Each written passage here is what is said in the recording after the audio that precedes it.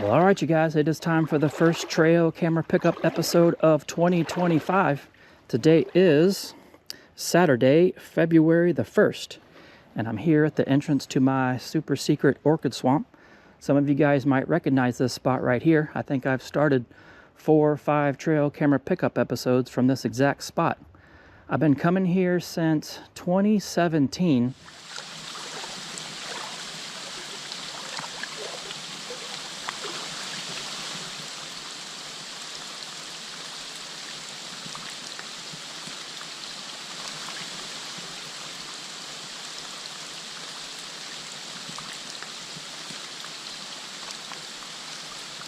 Probably been here over 100 times and every month of the year.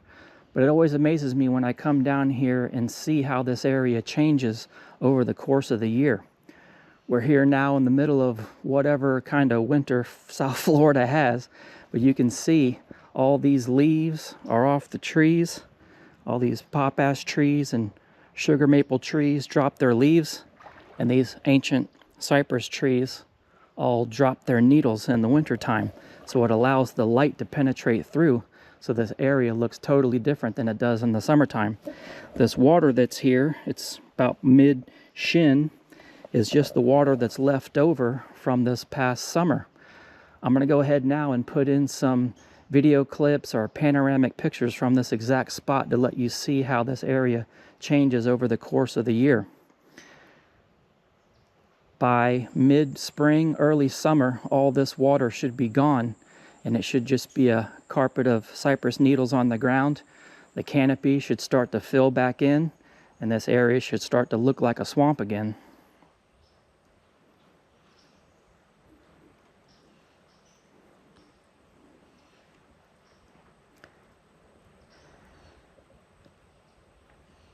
And then by midsummer, the water should start to rise up. You get that layer of green duckweed on the surface. All the canopy should be as full as it's going to get, and it's really going to look like a spooky swamp.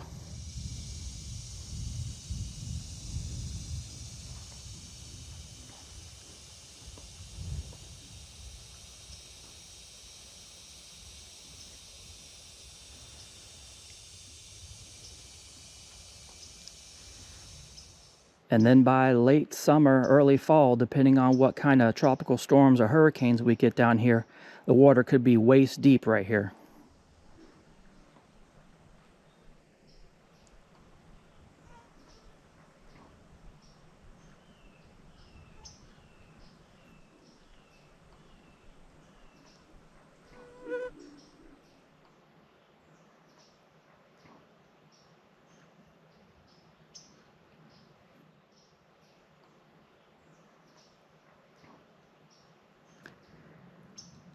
But as you can see now, in the middle of winter, all the leaves are off of these trees. The sunlight's penetrating through.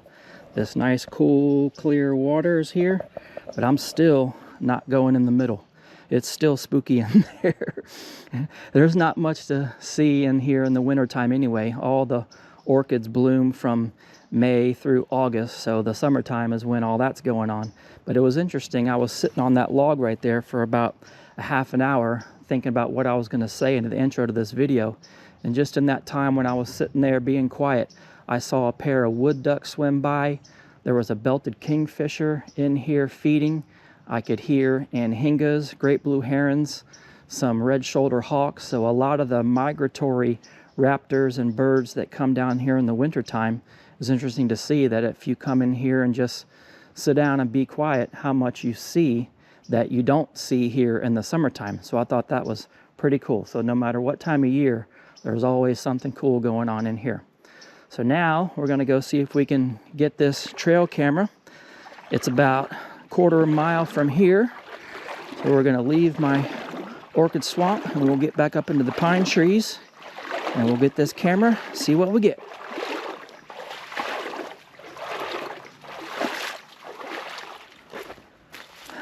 Coming out of that swamp we were just in, it's about 100 yards or so that way.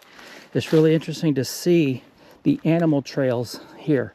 There's another cypress slough right there. The one we just came out of is about 100 yards back that way. Normally at the end of the summer, I'm standing in ankle deep or deeper water right here. But now as the water's gone down, you can just see all these animal tracks that are going from slough to eat all the crawfish and the fish that are being concentrated in the sloughs as the water evaporates.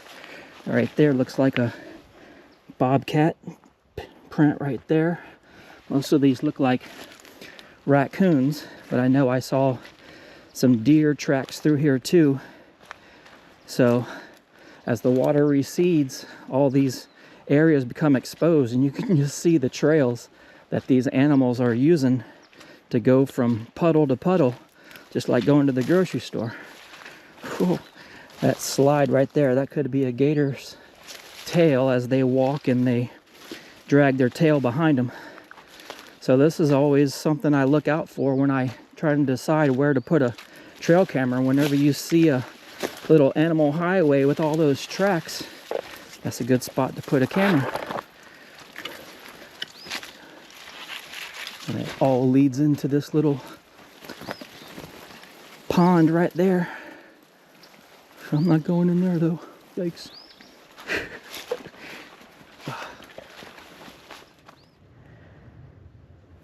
All right, we got 289 feet to get to this camera. This is not the camera that I was gonna use for this video today. I have 3 trail cameras out down here, and when I went to the camera that had been out here since September that I was having a little bit of trouble with, it did not take any videos since the last time I was down here on Thanksgiving Day. So that camera has given me some trouble. I went and checked the second camera that I have down here, back where we just were, and it did have a lot of good videos on it for the last couple of months, but just not enough to do a individual trail camera pickup video with. So I'm now relying on my Browning camera here that I have had on this trail for the last 3 years, that I know is always a good spot. So I'm hoping that I got enough videos on this camera here to put together this trail camera pickup episode. Coming into the spot where the camera is, and I see it right there. Everything looks good. There it is. It's my Browning Recon Force with the solar panel. Had the camera here on this spot for at least 3 years. So I'm hoping that it's working and I got some sweet action. But I'm not gonna pick it up just yet. I gotta do something down here that I've been meaning to do for the last couple years. You guys might remember the trail camera that I had down here, that I lost my keys to the Python lock and I couldn't get this camera off the tree. So I finally brought in a pair of wire cutters that I'm hoping I'll be able to cut through the Python lock and we'll be able to get this thing off the tree finally. It hasn't been working. A bear destroyed it and got water all in it, so it's just been sitting there for the last 2 years. Yep, there it is. It's still there. Oh man, it's all faded. That thing's been here for at least 2 years doing nothing. So I brought some wire cutters that we'll see if we can cut that off real quick.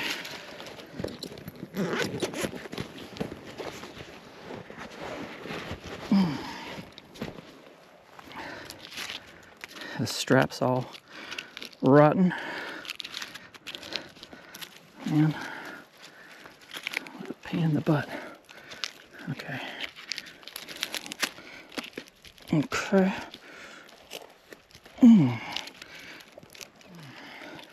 This should be good advertising for these master Python locks. Maybe they'll give me a couple of locks. Oh man. Come on. I think I'm doing something. I gotta come at it at a different angle or something. Maybe from the top.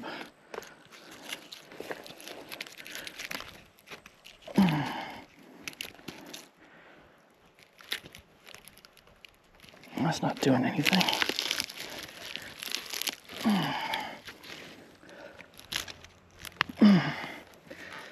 master python locks. Oh man, they're good. I got it. Oh, come on. Yeah. Whew. What a pain in the butt. All right. What a mission. I'm really gonna be mad when I get this thing home and I put some penetrating oil in there and find out that one of my keys that I have actually opens a thing. I didn't have to go through all this mess. But that at least ends that saga of the missing key python lock. And now I'm gonna just carry this thing out of here.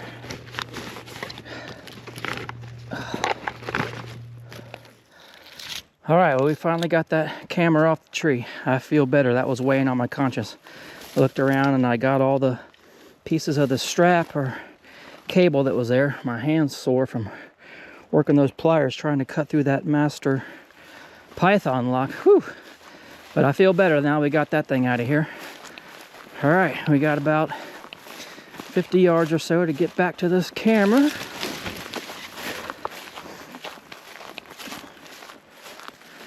I put this camera out at the end of October, and the last time I was down here was Thanksgiving Day, so I saw the videos that it got in that month and it was pretty good. So it's been out now for another 2 full months, so we should have some action on it.